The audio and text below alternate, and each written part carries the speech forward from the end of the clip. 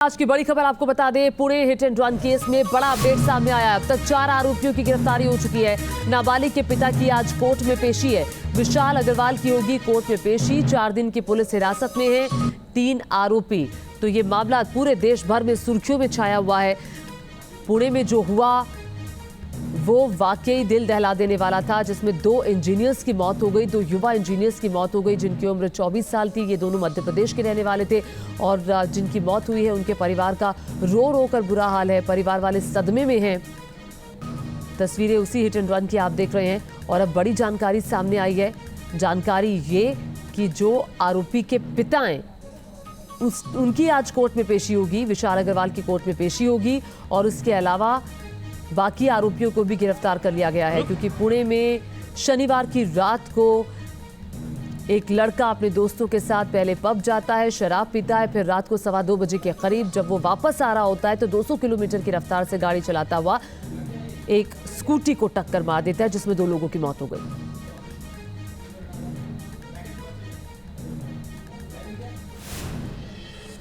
और उधर मृतक अनीश अवधिया के परिवार वाले महाराष्ट्र सरकार से इंसाफ की गुहार लगा रहे हैं। सुनिए क्या कुछ कह रहे हैं परिवार वाले। तो परिवार वालों का रो रो कर बुरा हाल है, सदमे में है, लोग इंसाफ की मांग कर रहे हैं। परिवार वाले, उनका कहना है कि हमारा सब कुछ लुट गया, हमारे घर का चिराग बुझ गया। इस हादसे की वजह से परिवार गम में डूबा है और लोग इस घटना के बाद इंसाफ की गुहार लगा रहे हैं, क्योंकि ये जुवेनाइल बोर्ड में ये मामला गया। चूँकि आरोपी की उम्र पूरी 18 साल नहीं हुई थी और जिन शर्तों पर उसे 15 घंटे के अंदर जमानत मिली, उसके बाद उन शर्तों को लेकर भी सवाल उठाए जा रहे हैं। ये उसी हादसे की तस्वीरें आप देख रहे हैं। जब ये हादसा हुआ था, किस तरह से ये हादसा हुआ और इस हादसे में 2 इंजीनियर्स की जान चली गई। और इसी खबर पर ज्यादा जानकारी के साथ पुणे से हमारे सहयोगी पंकज जुड़ गए हैं। पंकज, सबसे बड़ा सवाल तो ये है कि जिन शर्तों पर जमानत दी गई, लोग उन शर्तों को लेकर सवाल उठा रहे हैं, और दूसरा कि जो आरोपी है उसके पिता को आज कोर्ट में पेश किया जाएगा। शर्त रखे गए थे कोर्ट द्वारा, उन शर्तों को लेकर भी जो है वो सवाल उठ रहे हैं कि इस तरह के शर्तों पर कैसे छोड़ा जा सकता है। वहीं पुणे पुलिस कमिश्नर की बात करें, उन्होंने कहा है कि ये एक हीनियस क्राइम में इसे कंसिडर किया जा रहा है और इसलिए जैसे ही आरोपी अरेस्ट होता है उसके बाद ही उसके ऊपर धारा 304 यानी कि गैर इरादतन हत्या का मामला जो है वो दर्ज कर दिया गया। लेकिन जुवेनाइल कोर्ट, क्योंकि आरोपी जो है वो 17 साल का था, वो अभी तक बालिग नहीं हुआ था, इसलिए उसे जुवेनाइल कोर्ट में जब पेश किया गया तो उसे 1 घंटे में ही जो है कोर्ट ने वहां से छोड़ दिया। उसको जमानत मिल गई, ये कहते हुए कि वो एक निबंध लिखे कि कैसे एक्सीडेंट जो है वो गलत है, वो उस पर एक निबंध लिखे और साथ ही वहाँ की ट्रैफिक पुलिस के साथ जो है वो 15 दिन तक वो काम करे। तो जब इस बिना पर, इस शर्त पर आरोपी को छोड़ा गया तो कहीं ना कहीं एक परिवार के अलावा जहां पर भी ये जानकारी गई, लोग वहां पर आहत हुए कि इतने हीनियस क्राइम के लिए एक बंदा जो कि शराब पीकर गाड़ी चला रहा है, उस हीनियस क्राइम के लिए आखिर ऐसे शर्त पर क्यों छोड़ा गया। अब आपको बता दें कि इस पूरे मामले में जो है महाराष्ट्र में राजनीति गर्मा गई है। खुद महाराष्ट्र के जो मुख्यमंत्री हैं वो लगातार इस पूरे मामले पर नजर बनाए हुए हैं। देवेंद्र फडणवीस जो महाराष्ट्र के उप मुख्यमंत्री और गृह मंत्री हैं, वो खुद वहां पर गए थे, उन्होंने इस पूरे मामले को समझा है और पुलिस को सख्त निर्देश दिए गए हैं कि इस पूरे मामले में सख्ती से कार्रवाई करे। अब पुलिस जो है वो विशाल अग्रवाल जो कि आरोपी के पिता हैं, वो फरार थे, इस घटना के बाद से उन्हें गिरफ्तार कर लिया है और आज उन्हें कोर्ट में पेश किया जाएगा। सख्ती से कार्रवाई के निर्देश दिए गए हैं पुणे की पुलिस को। उधर मृतक अनीश अवधिया के परिवार वाले महाराष्ट्र सरकार से इंसाफ की गुहार लगा रहे हैं। सुनिए क्या कुछ कह रहे हैं परिवार वाले। बोलूं, बस मुझे मेरा बेटा दे दे कोई लाके। मेरा बच्चा चला गया, उसकी क्या गलती थी? उसकी कोई गलती नहीं थी मेरे बेटे की जो चला गया। मेरा बेटू को क्या गलती थी उसकी जो उसने मेरे बेटे को मार दिया। मेरा बच्चा इतना अच्छा था। हम भी मांग करते हैं कि शासन के द्वारा जो हमारे बच्चों को नाती को क्षति हुई है उसको भरपाई की जानी चाहिए। और दूसरा हम ये देख रहे हैं कि महाराष्ट्र और MP मध्य के बीच में, मध्य प्रदेश से जो भी वहाँ जाते हैं, काम करने जाते हैं, तो वहाँ के लोगों द्वारा काफ़ी, चाहे बड़े अधिकारी हो या पूंजीपति हो, भेदभाव के दृष्टिकोण से देखा जाता है और प्रचारित किया जाता है। पंकज, मृतक की मां चीख चीख कर कह रही है कि मेरे बच्चे की क्या गलती थी।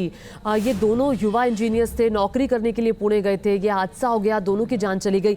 अब ये भी मांग की जा रही है कि चूंकि आरोपी की उम्र 17 साल 8 महीने थी, बालिग की तरह उस पर केस चलना चाहिए। इसको लेकर क्या कोई कदम आगे बढ़ता हुआ दिखाई दे रहा है? बिल्कुल, देखिए, पहले दिन से जो पुणे पुलिस कमिश्नर है अमितेश कुमार, वो लगातार जो है वो मीडिया के सामने आकर बात कर रहे हैं। आपको बता दें कि इस पूरे मामले में अब तक जो धाराएं लगी थी वो भी यही थी कि जो आरोपी है उसके खिलाफ उसी धारा के तहत कार्रवाई की जाए जिस धारा के तहत सलमान खान पर हिट एंड रन मामले में कार्रवाई की गई थी, धारा 304, यानी कि culpable homicide not amounting to murder, यानी कि गैर इरादतन हत्या के मामले में इन पर कार्रवाई की जाए। और अब जब जुवेनाइल कोर्ट ने आरोपी को जमानत दे दी है तो एक बार फिर से पुलिस जो है वो कोर्ट से अपील कर रही है कि निर्भया का जो मामला सामने आया था उसके बाद एक नया कानून बना था कि अगर कोई नाबालिग अगर हीनियस क्राइम करता है तो उस पर एडल्ट के तौर पर कार्रवाई हो सकती है। और अब पुलिस चाहती है कि ये जो आरोपी है उस पर भी एडल्ट के तौर पर कार्रवाई हो, जिसके लिए आज कोर्ट का फैसला आ सकता है। जी ठीक है, बहुत शुक्रिया तमाम जानकारी के लिए। जो भी अपडेट आएगा पंकज बताएगा। और इस पर राजनीति भी शुरू हो गई है। राहुल गांधी का Pune hit and run case को लेकर बीजेपी पर हमला सामने आया है। राहुल गांधी ने सोशल मीडिया पर शेयर किया वीडियो। पीएम मोदी 2 हिंदुस्तान बना रहे हैं। राहुल गांधी ने कहा यहां न्याय भी दौलत की मोहताज है। राहुल गांधी की तरफ से ये बड़ा आरोप लगाया गया है। नमस्कार, मैं Rahul Gandhi. Bus driver, truck driver, Ola, Uber, auto drivers अगर गलती से किसी को मार देते हैं तो 10 साल की जेल में सजा हो जाती है और चाबी उठा के वो फेंक देते हैं। मगर अगर अमीर घर का 16 साल का 17 साल का बेटा पोर्श गाड़ी को शराब पी के चलाता है और 2 लोगों की हत्या करता है तो उसे कहा जाता है कि ऐसे लिख दो। ऐसे ट्रक ड्राइवर से, बस ड्राइवर से क्यों नहीं लिखाते? उबर ड्राइवर, ऑटो ड्राइवर से क्यों नहीं लिखाते? नरेंद्र मोदी से पूछा गया कि 2 हिंदुस्तान बन रहे हैं, एक अरबपतियों का, एक गरीबों का। उनका जवाब आता है क्या मैं सबको गरीब बना दूं? सवाल ये नहीं है, सवाल न्याय का है। अमीरों को, गरीबों को, दोनों को न्याय मिलना चाहिए। न्याय सबके लिए एक जैसा होना चाहिए। इसीलिए हम लड़ रहे हैं, अन्याय के खिलाफ लड़ रहे हैं। तो राहुल गांधी हमला करते हुए Pune hit and run case को लेकर बीजेपी पर, चूंकि लगातार ये कहा जा रहा था कि ये जो लड़का है आरोपी है उसके पिता रसूख वाले हैं और पोर्श गाड़ी जिसकी कम से कम कीमत 1.5 करोड़ है उसी को लेकर ये लड़का जा रहा था 200 किलोमीटर की स्पीड से। जब इसने इस एक्सीडेंट को अंजाम दिया जिसमें 2 लोगों की मौत हुई, उसके बाद लगातार ये सवाल उठने लगा कि पिता का रसूख इस केस में काम आया। इस तरह के आरोप लगाए जाने लगे। इस मामले में नाबालिग आरोपी के पिता को आज कोर्ट में पेश किया जाएगा, लेकिन इस घटना ने हर किसी को दहला कर रख दिया है। देखिए ये रिपोर्ट।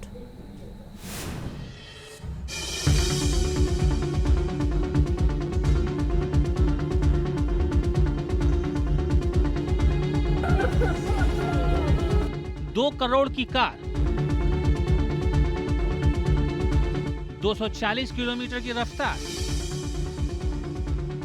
शराब का नशा और पैसे का गुरूर, इन सबके कॉकटेल ने पुणे में 2 नौजवान इंजीनियरों की जान ले ली।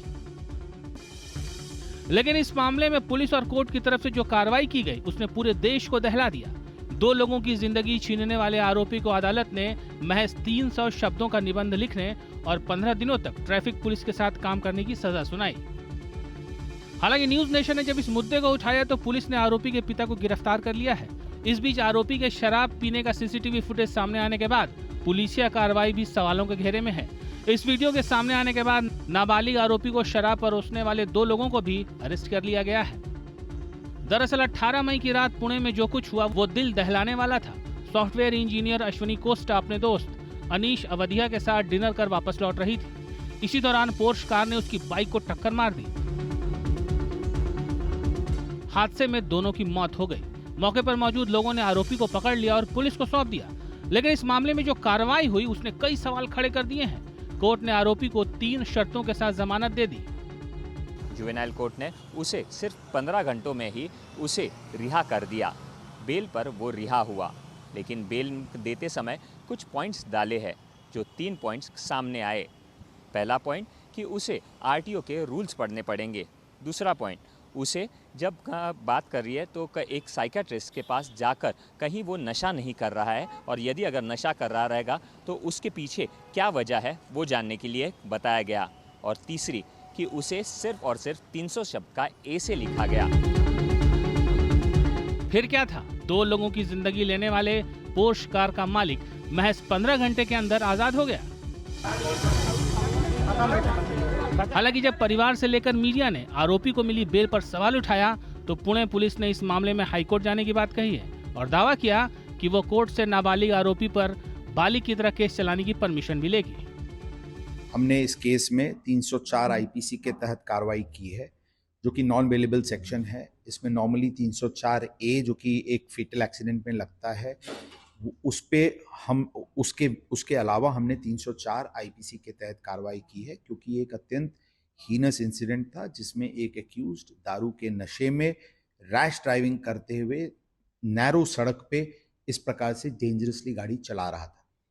हमने कल ही कोर्ट को दो एप्लीकेशंस मूव किए थे। एक कि ये केस एक हीनस क्राइम है। हिट एंड रन का शिकार हुआ पीड़ित परिवार अब इंसाफ की गुहार लगा रहा है।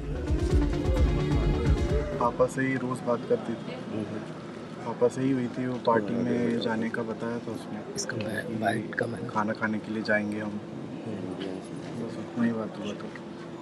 उसके बाद ये हादसा हो गया। ये तो रात में हमको खबर आई थी। जो कानून है उसके हिसाब से कार्रवाई होनी चाहिए। हमको बस यही चाहते और कोई से हमको नहीं है।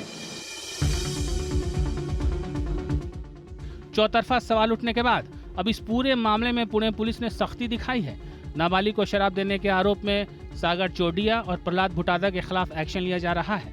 साथ ही नाबालिग के पिता विशाल अग्रवाल को गिरफ्तार कर लिया गया है। Team news nation.